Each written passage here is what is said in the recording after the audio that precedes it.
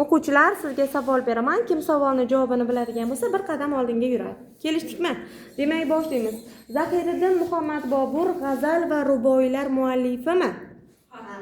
Xo'p, uchalaringiz ham bir qadam oldinga surilamiz. Barakalla. Keyingisi, Zahiriddin Muhammad Bobur haqida yaratilgan hujjatli film nomini ayting. O'rtadagi o'quvchimiz, barakalla.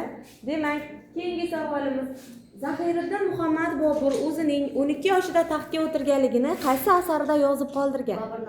Mo'tabar, bir qadam oldinga. Keyingi savolimiz bo'ladi. Bobur so'zining ma'nosi?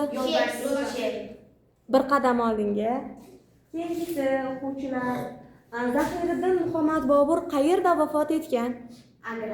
Mo'tabar birinchi bo'ldi. Agrada vafot etgan. Zahiriddin Muhammad Boburning otasi kim edi?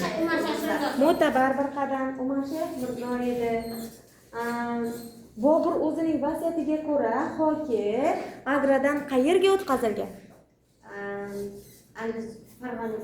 Yo'q, Agradan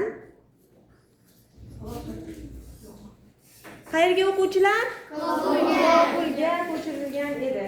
Keyingi savolimiz, ruboiy so'zining ma'nosi? To'rtlik. Barakalla, bir qadam oldinga surilamiz. Keyingisi, misralar oxiridagi ohangdosh so'z nima deyiladi? Devona. Yo'q.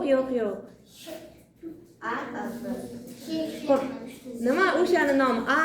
A deyotganimiz nima u? Devona. Yo'q, devon deb boshqa narsani tushuntirib berdim. Qanday so'zlar?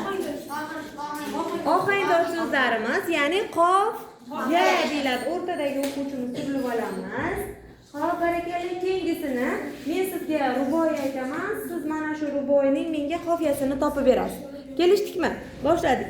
Yod etmas emish kishini g'urbatda kishi, shod etmas emish ko'ngilni mehnatda kishi. Mana shu ikkita qatordan menga qofiyani topib bersangiz.